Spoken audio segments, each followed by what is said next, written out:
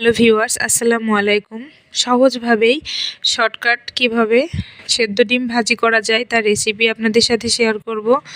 তো এখানে এই রেসিপিটা করার জন্য আমি এখানে প্রথমে 2টা রাজহাঁসের ডিম সেদ্ধ করে নিয়েছি। এখন সেদ্ধ করে রাখা ডিমটা স্বাদ মতো লবণ আর কিছুটা হলুদের গুঁড়া দিয়ে ভালোভাবে মাখিয়ে নিচ্ছি।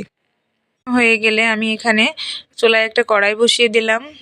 এখন কড়াইটা গরম হয়ে গেলে আমি এখানে কিছুটা সাদা তেল, সয়াবিন তেল দিয়ে দিলাম। এখন তেলটা গরম হয়ে গেলে আমি পরিষ্কার করে রাখা ডিমটা দিয়ে দিব।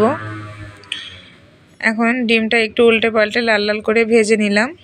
আমার ডিমটা ভাজা হয়ে গিয়েছে। এখন একই তেলে আমি কিছুটা পেঁয়াজ কুচি, কয়েকটা কাঁচা লঙ্কা চেরা দিয়ে লাল লাল করে ভেজে নিচ্ছি। আমার পেঁয়াজ আর ঝাল লাল লাল করে ভাজা হয়ে গিয়েছে।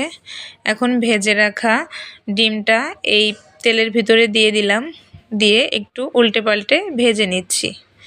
এই তো আমার ডিম ভাজিটা একদম রেডি। এখন গরম গরম ভাতের সাথে পরিবেশন করলে খেতে অনেক মজা। তো আপনারাও বাসায়